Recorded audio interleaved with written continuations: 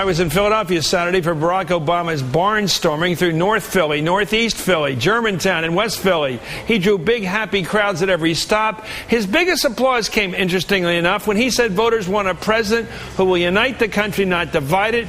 He said that if he's elected, things are not going to be easy, which sounds to me like he wants people to have a reasonable expectation of what's coming and what's possible should he win this thing. On Sunday, I traveled to Scranton, the city local Democratic Chair Harry McGrath calls the epicenter of 2008 presidential politics for good reasons, for the big afternoon rally with Bill and Hillary Clinton and vice presidential nominee Joe Biden. Both Senator Clinton and Biden spent a good part of their growing up years in Scranton. What struck me in the speeches was Hillary's strong endorsement of Obama and Bill Clinton's willingness to push for the ticket. Afterwards, I sat down with Senator Biden and pushed him on the Republican efforts, including those by Governor Sarah Palin, to paint Barack Obama as someone who associates with terrorists, someone obviously not to be trusted. I was talking about that ad on television that says Barack consorts with terrorists. I mean, look, Barack was 8 years old when this guy was doing the things he was doing in 1969. And yet, I think the average person looking at that would look at that guy's picture and say, is he Al-Qaeda? Is he something else? I mean, I just think I think it's over the edge. What do you make of the sort of pattern with these Republican surrogates up on the stage last week, referring to him by his full name, Barack Hussein Obama? Do you see that as part of that inference? Yeah, look, I think this is all about not wanting to talk about what's really bothering people and trying to change the subject. But look, think about it, Chris. Real simple politics. You're an old-time politician, me too.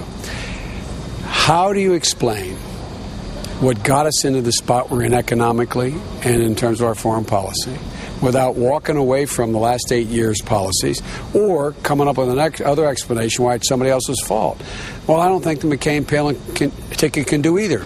One, if they do, they lose their base. The other, if they do, there's no legitimate argument. So what are they going to talk about? They're going to talk about Barack, and they're going to try to scare people. Scare people.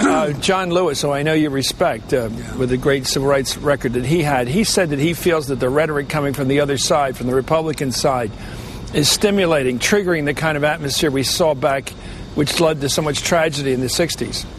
Well, look, I just think it's unhealthy. You know, you don't throw race, terrorism, the other guy, who is this man?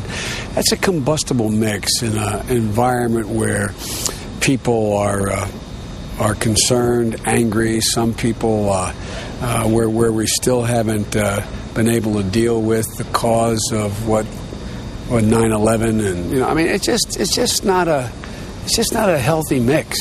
I don't think it's. Are we talking the potential of violence here? Is that what we're talking about? I hope not. I hope not. It's just not a useful time to be running an ad. I'll just stick to that. That says, look, the guy consorts with terrorists, puts a picture of a guy up nobody knows, doesn't explain Barack Obama was 8 years old and this guy did bad things, and this guy's now received all kinds of awards, whether he should have or shouldn't have. I just think it's just not good. Okay, let's talk about the big night coming up Wednesday night, the last of the debates. You were in one. There's the two presidential debates. It's an interesting thing because Barack Obama, your running mate, has said, okay, whatever you have to say, forget the inferences, forget the ads, say it to my face.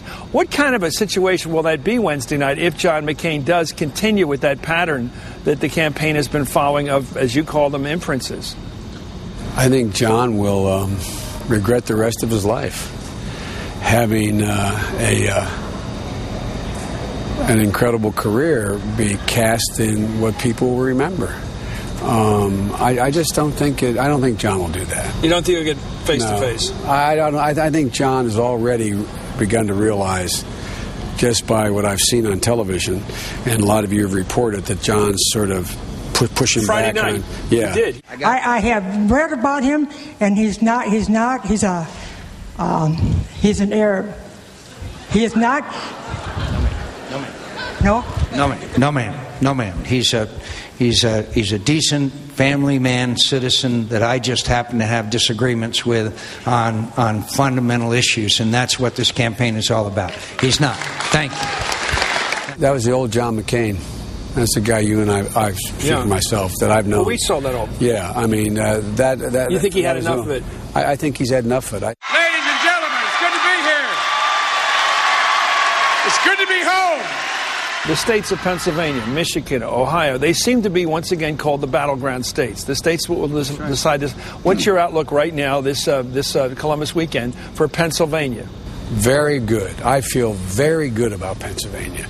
Now, maybe because I am in Delaware and Pennsylvania's sort of been my market and I'm from Pennsylvania.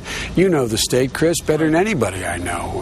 But you're the third senator from Pennsylvania. Yeah, well, it is. And I think I know the state. And look, if there's ever a time when the things that matter to the people in Pennsylvania, those very people you're talking, those seniors you're talking about, older population, my God, they just watched $2 trillion of their retirement just blown away.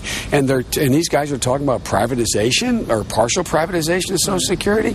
They're looking out there, and what's the one thing they've always valued, whether in North Philly or up here? Where was it? Education. My kid's going to get educated. They're looking now and saying, I'm not going to be able to send Mary back to second semester, let alone get Charlie there the first time going around. So all of these issues are issues that I think are really the kitchen table issues of the people that I grew up with. I don't know. I feel good about Pennsylvania. I know we're going to do very well in Michigan, and I think Ohio's come along. I also feel good about Florida. Do you think the regular guy, the regular Joe up here is going to be able to make that leap and say, that guy out there from Chicago with a different name is in my interest? This guy who seems more familiar to me, John McCain, isn't. First blush, no. But now they're getting to know them. Watch them both at debates. What did they see in those debates? They saw the guy from Chicago connecting more. They saw the guy from Chicago standing there saying, I can remember my mother when she was dying having to argue with the insurance company. They get it. They get it. They see Barack at the debate. They see him steady. They see him cool. They see him, nothing at all about him came across as sort of ethereal. This guy's in a different place. And they watch John McCain, the guy, heroes up this end of this neck of the woods are people with steady hands, know exactly what they think, know where they want to go. John's bouncing from pillar to post on the issues. He doesn't seem... He's lurching, you say. Well, I did say lurching. I did. Well, what's that mean? Well, he just jumping from one position to another. It's almost like he's I think John knows. You don't think he's too old, do you? No, I don't think he's too just old. When you say lurching, No. you mean policy. Yeah, I mean policy. I mean, he just is searching for what it is. I think John thought this whole race was going to be about foreign policy. And all of a sudden, it's about things that John, they're not familiar to him. Senator, it's great. Thank you very much, Senator Joe Biden. Appreciate it. Thanks. Thank you, sir.